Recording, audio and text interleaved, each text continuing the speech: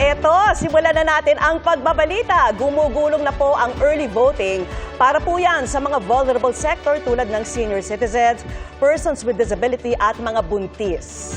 Nakatutok tayo sa mga maagang boboto sa Metro Manila, Cavite, Ilocos Norte, Cebu City at sa Davao City. Unahin muna natin ang Quezon City, ang pinaka-vote-rich city sa buong bansa. Nakabantay doon si Ivan Mayrina. Ivan? Magandang umaga, Igan, Vicky, Atom, mula dito sa Quezon City, ang top vote-rich city sa buong Pilipinas sa may mahigit 1.4 million registered voters. 5 minuto bago mag-alas 5 ng umaga, pinapasok na po ang mga maagang pumilang mga senior citizen na kwalipikado para sa early voting ngayong eleksyon 2025. Sa ngayon po nakikita natin, marami na po ang mga lolo't lola natin na nandito, hinahanap na ang kanilang mga presinto at nagsisimula na rin ang ilan na pumasok dito sa priority polling place. Ang una po nating nakita na pumila dito sa Commonwealth Elementary School ay si Lolo Eddie Lorena. 75 years old po siya. Talagang pinili niyang mauna dito sa pila dahil unang-una magsisimba pa daw siya ng alas 6 ng umaga. Gusto nun niyang makaboto bago magsimba. At dahil po sa mga nakaraang mga eleksyon, dahil po sa dami ng mga registered voters dito sa Commonwealth Elementary School, ay inaabot ng 100 metro ang pila pagsapit ng regular voting hours na simula ng alas 7 ng umaga. Ito, papakita ko lamang sa inyo, Igan, Vicky, Atom, ang sitwasyon dito sa Commonwealth Elementary School sa mga oras ito. Makikita natin dito ang ilang mga senior citizen at may mga kasama sila, inaalalayan sila ng kanilang mga kaanak. Nandito po ang mga volunteers mula sa PPCRB. Pero wala hong magiging problema rito dahil very clearly marked naman itong priority polling place. Ito makikita natin, may clear divider dito, priority polling place. Makikita rin dito ang waiver na kailangan pirmahan ng mga early voters para i-allow o bigyang i-authorize ang ilang mga volunteers na silang kukuha ng kanilang mga balota mula sa kanilang mga clustered precincts, ibababa rito at gayon din sila rin ang mag-aakyat para naman ma-feed sa automated counting machine. Maaga po nagsimula ang paghahanda mula dito kanina. 3:30 pa lamang ng umaga ay inihanda na ng mga electoral board ang mga automated counting machine, ibinaba na ang mga balota at ngayon nga po ay magsisimula na ang pagboto ng mga early voters para sa mga senior citizen, mga PWD at gayon din sa mga buntis. At yan po ang latest na sitwasyon mula dito sa Quezon City. Ako po si Ivan Mayrina ng GMA Integrated News. Dapat totoo sa eleksyon 2025. Maraming salamat, Ivan Mayrina. Tunguhin naman natin ang Cavite, ang ikalawang vote-rich province sa buong bansa. Makibalita na tayo kay John Consulta. John?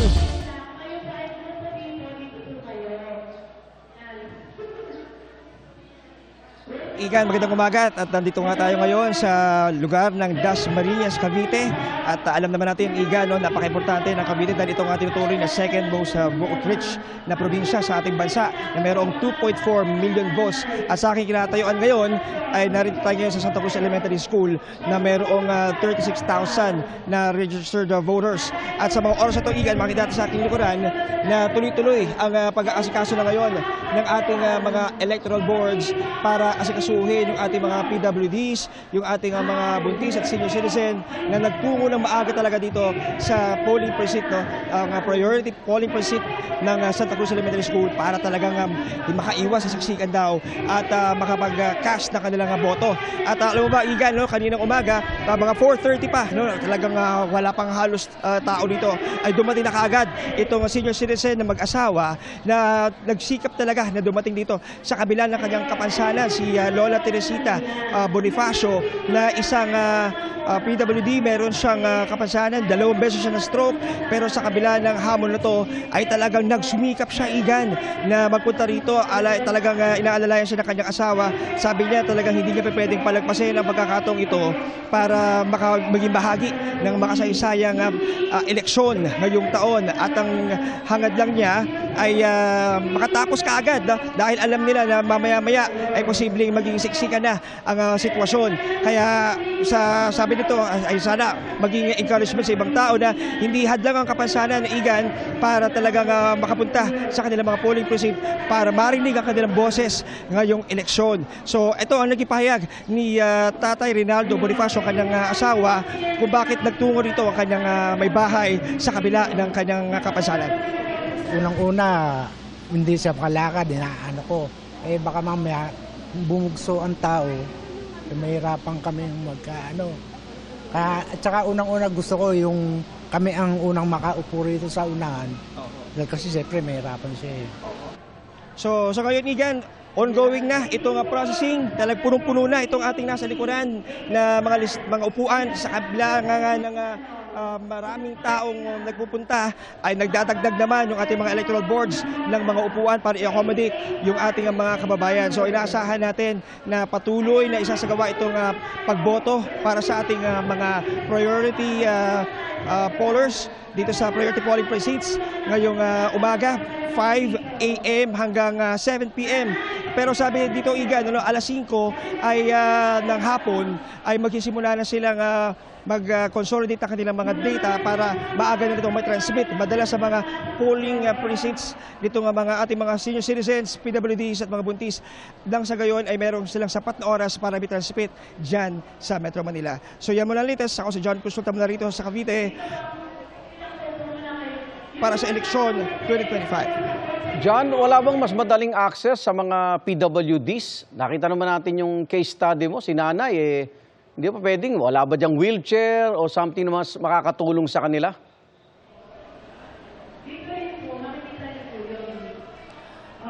Actually, Igan, dito meron namang mga naka-standby ng mga tao na adang umalalay sa ating mga kababayan. Pero dito si tatay, talagang napakaagap, Igan, dumiretso kagad dito sa may bindang harapan at nagulat na lang kami, bigla nilang bumaba sa kanilang trike itong si tatay kasama nga itong si nanay na 60 years old at nung nakita natin na medyo hirap na hirap siya, dumiretso na tayo, sinubukan na natin siyang alalayan dahil lahat ng electoral boards, Igan, abala doon sa harapan.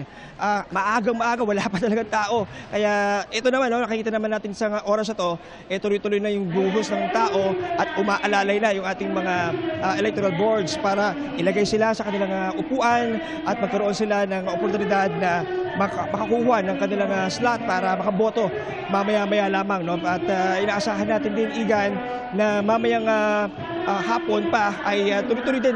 Actually, ang natagalan nga dito, Igan, kasi yung medyo nahuli yung detain ng mga ilang mga poll watchers. Pero sa ngayon, all systems go na rito sa Santa Cruz Elementary School. Igan. Nakakatuwa naman sa kabila ng kanilang hamon at pagsubok, yung interes nila ngayong umaga ay napakataas para sa sagradong boto nila. Maraming salamat, John Consulta. Umako naman tayo sa Ilocos Norte kung saan nakatutok live si Mark Salazar. Mark, kumusta na dyan? Atom, 5:12 ng umaga at bukas na rin ang mga polling places ng Ilocos Norte para sa kanilang more than 430,000 registered voters. Masipag, Atom, bumoto ang Ilocos Norte dahil isa ito sa may pinakamataas na voter turnout, 87%. Mas mataas di hamak sa national average ng voter turnout. Pero mapapansin mo, Atom, sa aking kinaroroonan, ako'y nasa Mariano Marcos Memorial Elementary School. Hindi masyado matao. Pero bakit tayo nandito? Kasi dito boboto ang Pangulo, si Pangulong Bongbong Marcos. Dito ang kanyang presinto. Pero kaya grabe paghahanda rito. Madaling araw pa lang sinisweep na ng K9 unit ng local police, ng PSG ang lugar na ito bilang paghahanda sa seguridad sa pagboto ng Pangulo. At ilang miyembro ng kanyang pamilya na lahat ay nandito sa Precinct 36A. Konti lamang Atom ang presintong, ang clustered precincts dito sa school na to dahil delegated school host ng palarong pambansa next week. Kaya talagang 4 na clustered precinct lamang ang nandito. At today, more than 2,000 voters lamang ang boboto rito. Isa pa man din doon yung ating Pangulo, ang kanyang ina na si dating First Lady Imelda Marcos, ang kanyang kapatid na si Irene Araneta Marcos. So sa ngayon ay nagpapatuloy na dahil 'di ba ang 5 a.m. to 7 a.m.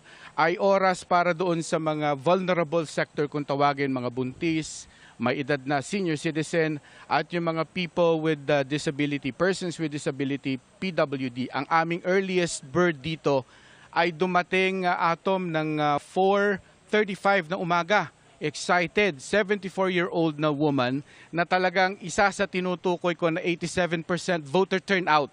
Walang pumapalyang botohan dito kay nanay at syempre, madali niya namang nahanap ang kanyang presinto dahil kagaya na lagi nating pinapayo, bago kayo pumunta sa presinto, dapat sa polling place, dapat alam nyo na yung mismong presinto ninyo.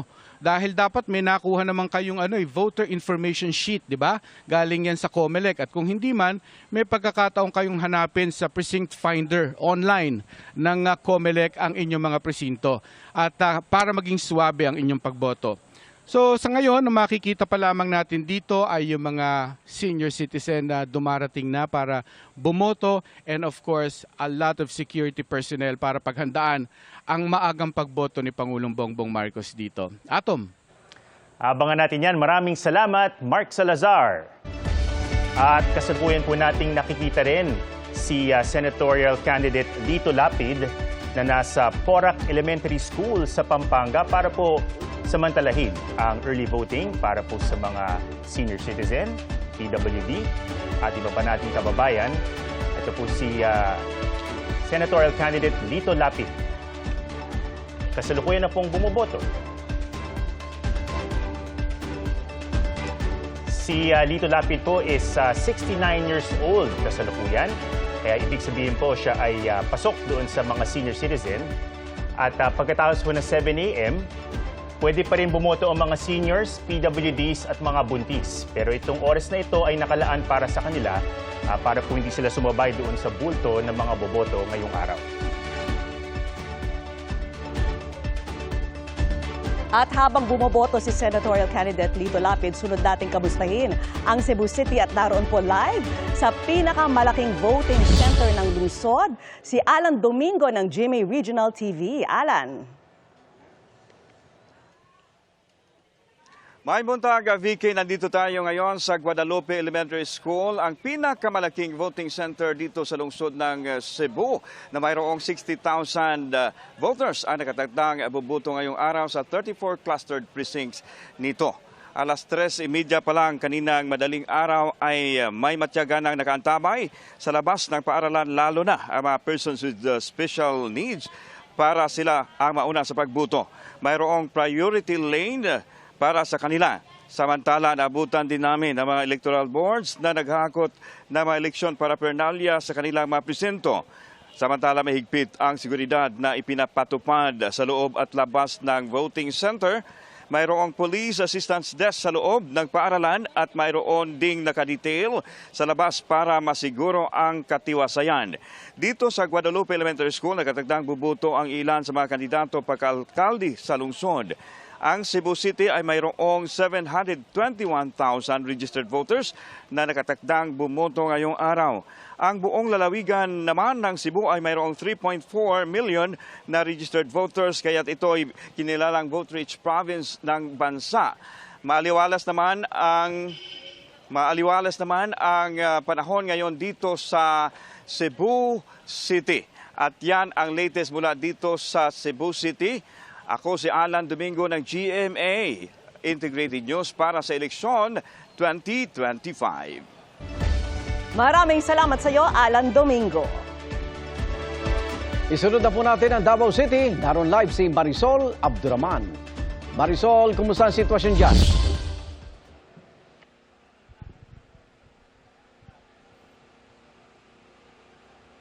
Igan, gaya ng inaasahan, may mga early birds na rin ika nga dito sa Daniel R. Aguinaldo National High School dito sa Davao City, kung saan inaasahang boboto rito ang nasa 1,000 na registered voters mula yan sa 14 cluster precincts. At Igan, di ba, tulad na rin sa iba na napanood na rin natin sa ibang area, may mga maaga na rin bumoto kanina. Siyempre, sinamantala nila ang window ng mga sinasabi nga natin mga vulnerable sector ng mula 5 a.m. hanggang 7 a.m. ngayong umaga. Pero syempre that doesn't mean na hindi na sila pwedeng bumoto. Pwede pa rin silang bumoto ngayong araw, anytime of course, hanggang magsara nga ang botohan. Yun nga lang syempre, napakagandang samantalahin ang ganitong oras ng pagboto dahil napakaganda ng panahon at medyo malamig-lamig pa rin ang ating nararanasang klima dito. Igan, hindi ito ang pinakamalaking eskwelahan dito sa Davao City, pero bakit nga ba tayo nandito?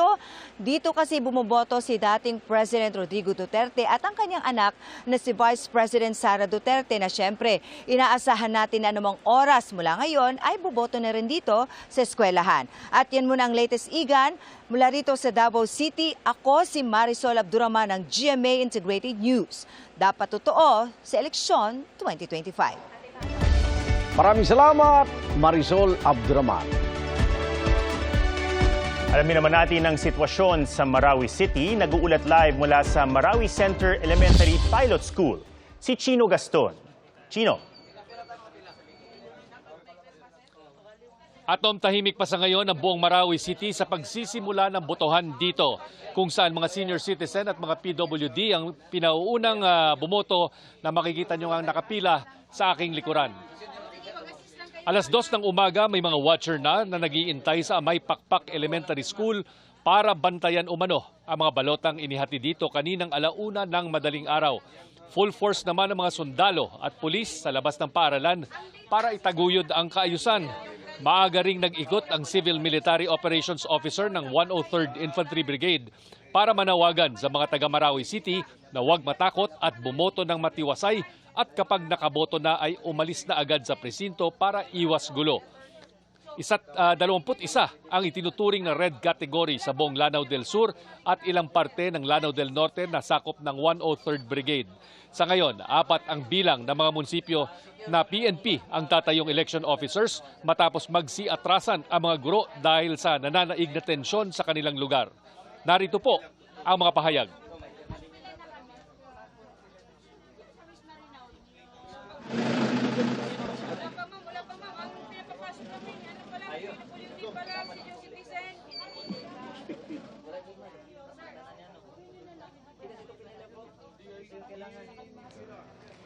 Maraming salamat, Chino Gaston.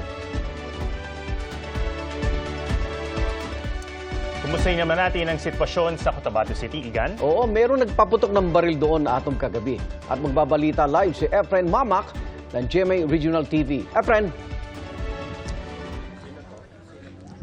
Yes, Iganda, bago pa man magsisimula ang botohan ngayong alas 5 ng umaga para sa mga vulnerable sector tulad ng persons with disabilities, buntis at mga senior citizen, pasado alas 10:30 kagabi, nasa 47 na mga individual ang inaresto ng ating kapulisan dahil sa nangyaring kaguluhan. Yun nga ay may nagpaputok ng baril na ikinasugat ng isang pulis at 3 sibilyan sa Rosary Heights 10 sa Cotabato City. Ayon kay Police Colonel Jibin Bongkayaw, ang City Director ng Cotabato City Police, rumesponde lamang ang PNP at AFP sa nasabing komosyon, ngunit may nagpaputok ng baril. Hindi nila nakita ang suspect at dahil nandun ang 47 na mga individual, inaresto nila ito dahil kinukonsidera itong persons of interest. Ang Cotabato City ay nasa orange category noong March 19 dahil dati na itong isinailalim sa COMELEC control.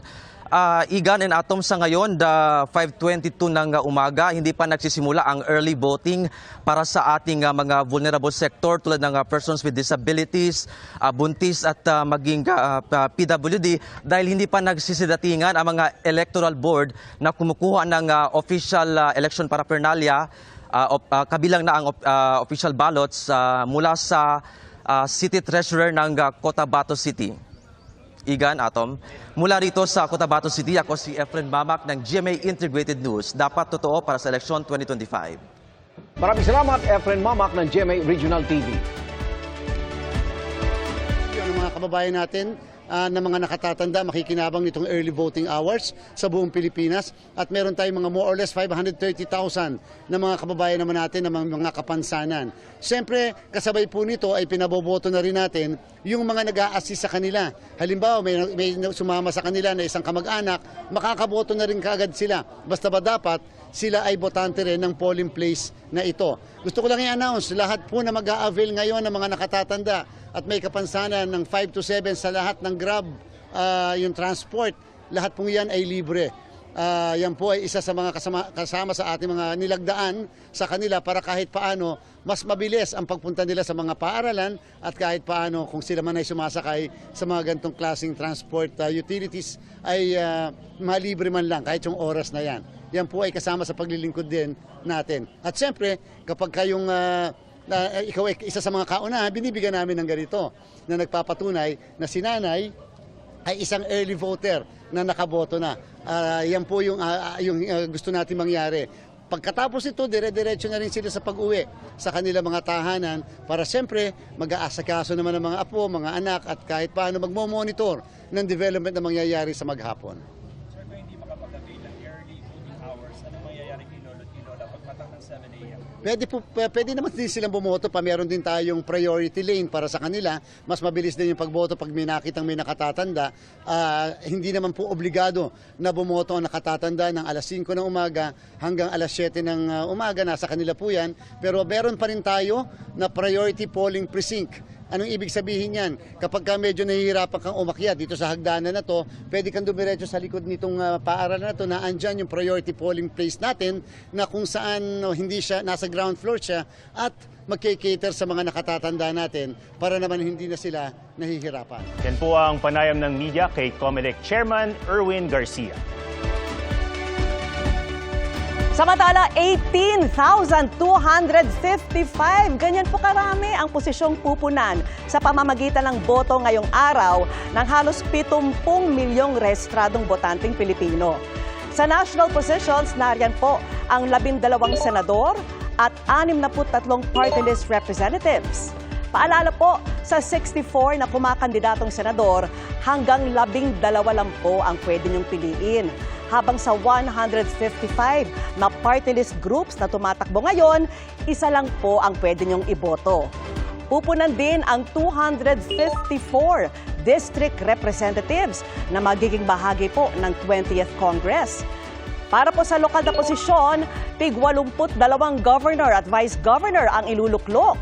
840 na provincial board members naman ang dapat punan. Pipili rin ngayong eleksyon ng tig 149 na city mayors at vice mayors at tig 1,493 na municipal mayors at vice mayors. Gayon din ang 1,690 na city councilors at halos 12,000 na municipal councilors. Balik sa inyo, Igan!